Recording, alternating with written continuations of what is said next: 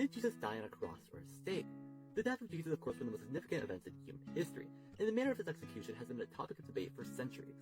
The majority of Christians believe that Jesus died on the cross, as depicted in traditional religious iconography. However, some still argue that, primarily Jehovah's Witnesses, that Jesus was crucified on a stake, which is an upright pole.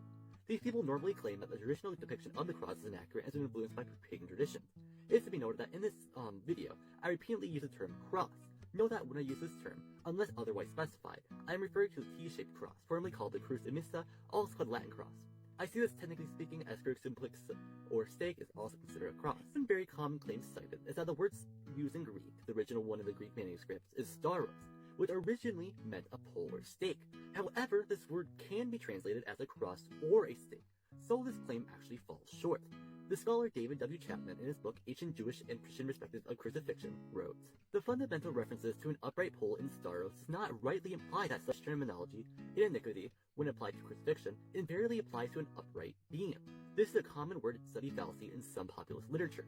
In fact, some terminology often referred in iniquity to cross-shaped crucifixion devices."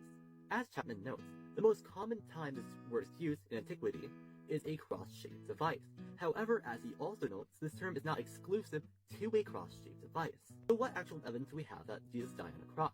Well, one specific example is someone named Tertullian, who was born sometime around 155 to 160 AD. As Tertullian writes, "He who calls us devotees of the cross shall be our fellow devotee. In its essence, it represents the human form. Well, for us, the wood represents for itself. Forget about the actual shape as long as the essence is wood. Same for the form as long as the wood represents the form of God.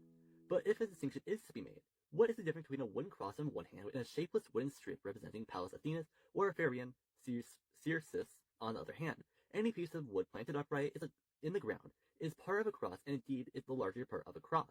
But we Christians are credited with an entire cross, complete with a transverse beam and a projecting seat." As Tertullian is noting here, Christians are credited with this entire cross, which includes a transverse beam, which is a horizontal beam, and a projecting seat. So that's the beam or the normal cross that we think of when we think of a cross, that Latin cross. We also have a graffiti known as the Alexamenos graffiti, dating around 200 AD. We see Jesus on it in a rather intriguing fashion. Jesus is depicted on a cross with a horse head or perhaps a donkey. Off to the side we see a man named Alexamenos. We know this for the writing when translated said, "Alexamenos worshipping his god." The depiction is obviously made to anger the man, likely made by the person to make fun of the Christians. As we see the portrait, Jesus is clearly not on a stake, so this furthers the case that he likely did not die on a stake.